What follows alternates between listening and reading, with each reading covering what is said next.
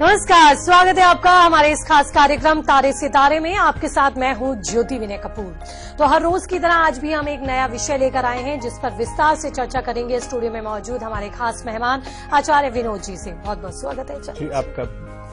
तो जानेंगे आचार्य जी से हम आज के विषय के बारे में विस्तार से, और निश्चित ही आप ये भी जानना चाहेंगे कि हमारा आज का विषय है क्या।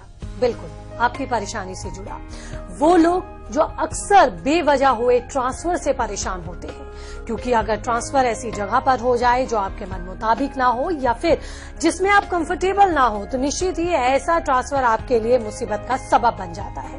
ऐसे ट्रांसफर से आप कैसे बचेंगे और क्या इसकी वजहें होती है? सबसे पहले तो आचार्य जी आपसे मैं जानना चाहूंगी, कई बार हम देखते हैं नौकरी में अचानक ट्रांसफर हो जाता है, बिना वजह के ट्रांसफर हो जाता है, क्योंकि कई बार प्रमोशन के साथ ट्रांसफर मिलता है तो अच्छा लगता है, लेकिन कई बार किसी दूसरी वजह से भी ट्रांसफर मिल जाता है जिसे इंसान एक्सेप्ट नहीं कर पाता और उसकी परेशानी बढ़ जाती है। इसके क्या कारण होते हैं बेवजह आई इस ट्रांसफर की परेशानी? जी, बहुत ही उत्तम प्रश्न किया है। अपने तमाम दर्शकों को हम समझाना चाहते हैं। आपकी पत्रिका के तीसरे भाव को आपका विवेचन करना होगा मेरे भाई बहन, और 12वें भाव मतलब 12 आपकी कुंडली का जो 12वां घर है उस घर का विवेचन करना होगा। भृगु संहिता के अंदर स्पष्ट लिखा है कि जिन जातकों की पत्रिका में द्वादश पीड़ित हो जाते हैं या तीसरे भाव के स्वामी पीड़ित हो जाते हैं, ऐसी अवस्था के अंदर कितना भी प्रयत्न कर ले लेकिन जीवन में सफलता का योग नहीं बन पाता है, परेशानी आपदाओं का योग बन जाता है। विवेचन करना होगा मेरे भाई बहन कि आपकी 12वें घर के अंदर कितने शुभ ग्रह बैठे हैं, कितने अशुभ ग्रह बैठे हैं। बिल्कुल, आचार्य जी से हम आगे जानेंगे कि वो कौन कौन से योग हैं जो जिम्मेदार होते हैं ट्रांसफर कराने के लिए। उससे पहले प्रभा हमारे साथ जुड़ चुकी हैं। प्रभा, स्वागत है आपका। कहां से बोल रही हैं आप? प्रभा, आप मुझे सुन पा रही हैं? राधे राधे पंडित जी। जय माता दी। कहां से बोल रही हैं आप? मैं मुजफ्फरनगर से बोल रही हूँ। चलिए, स्वागत है आपका। पूछिए अपना सवाल। मुझे बेटे के बारे में पूछना है। उसकी जन्म तिथि है 19 मार्च। 19 मार्च। आगे बोलिए। 1986 जी। समय है सुबह के 5 बजे, 5:05 सुबह। जी बिल्कुल। कहाँ का जन्म है बच्चे का? मुजफ्फरनगर। क्या सवाल है आपका बच्चे को लेकर? एक तो उसकी शादी में विलम्ब हो रहा है और दूसरा उसका भविष्य कैसा रहेगा। जी बिल्कुल, बहुत अच्छा प्रश्न किया है। जैसा कि इनकी पत्रिका का हमने विवेचन किया है, गुरु की महादशा चले, गुरु की महादशा के अंदर जो अंतर वर्तमान में इनकी पत्रिका में चल रहा है वह मंगल महाराज जी का चल रहा है। मंगल महाराज जी के बाद राहु जी इनकी पत्रिका में 23 जुलाई से आ जाएंगे। मैं आपको समझाना चाहूंगा कि राहु जी के आते के साथ इनके विवाह का योग बना हुआ है, विवाह हो जाएगा, आपको परेशान होने की जरूरत नहीं है।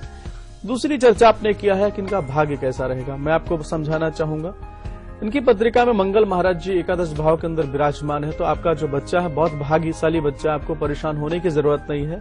लेकिन इनकी पत्रिका में दशमेश शनि का बैठना और भाग्य स्थान पर केतु का बैठना, आप थोड़ा समझिएगा कि इनके जीवन में समस्याएं, परिवर्तन का योग इनके जीवन में बना रहेगा। कहने का तात्पर्य है किसी एक कार्य में स्थिर नहीं रह सकते हैं। बेहतर है कि इनकी पत्रिका में जो शनि पीड़ित हैं और साथ में केतु पीड़ित हैं उनका आप निदान करा दीजिएगा।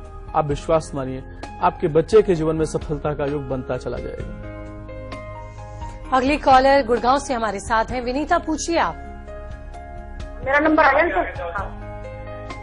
मेरा लड़के का नाम के बारे में पूछना था। जी जी बताएं, डेट ऑफ बर्थ बताएं बच्चे का। नाम उसका हर्ष कौशिक है और 29 अप्रैल 1993।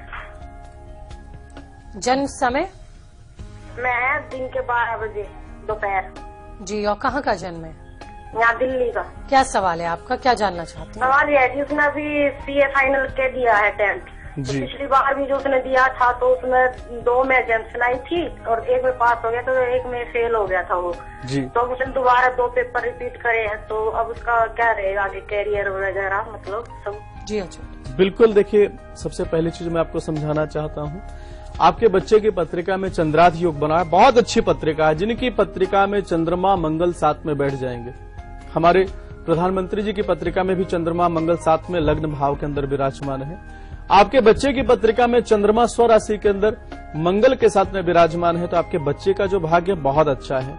दूसरा प्रश्न आपने किया है कि इसका वर्तमान का समय कैसा चल रहा है। बुध की महादशा चल रही है और बुध की महादशा के अंदर जो अंतर शनि जी का चल रहा है, शनि जी 7वें भाव के स्वामी और 8वें भाव के स्वामी होकर के 8वें भाव में बैठना, कहने का तात्पर्य है भृगु संहिता के अंदर बोला गया है 6ठे 8वें 12वें भाव में कोई भी कितना शुभ ग्रह बैठ जाए मनुष्य के जीवन में समस्याएं परेशानी का योग बना सकता है। मैं माता रानी से प्रार्थना करूंगा कि आपके बच्चे का अच्छा योग आए, अच्छा सफलता का योग बने, परंतु इसकी पत्रिका में जो शनि जी 8म भाव के अंदर 7म भाव के स्वामी होकर बैठे हैं, तो कहीं न कहीं से रुकावट का योग बना सकते हैं। बेहतर है कि इसकी पत्रिका में जो शनि जी की पीड़ाओं का योग बना है, शनि जी के मंदिर में जाकर के उनकी अर्चना करना प्रारंभ कर दे।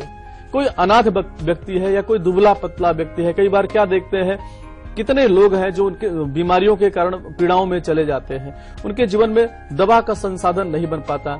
आपके बच्चे के माध्यम से बोलिएगा, अगर इसकी नजर में कोई व्यक्ति पीड़ित है, बुखार से पीड़ित है या कोई बड़े रोग से पीड़ित है, तो उसको बस दवा का योग बना दे, उसके जीवन में अच्छे स्वास्थ्य का योग बना दे। शनि जी इसके जीवन में सफलता का योग बना देंगे। और अगर आपके भी कुछ सवाल है, कुछ समस्याएं हैं, आप आचार्य जी से समाधान चाहते हैं, तो हमारा टेलीफोन नंबर लगातार आपके टेलीविजन स्क्रीन पर फ्लैश हो रहा है। आप उस नंबर पर हमें फोन करके संपर्क कर सकते हैं।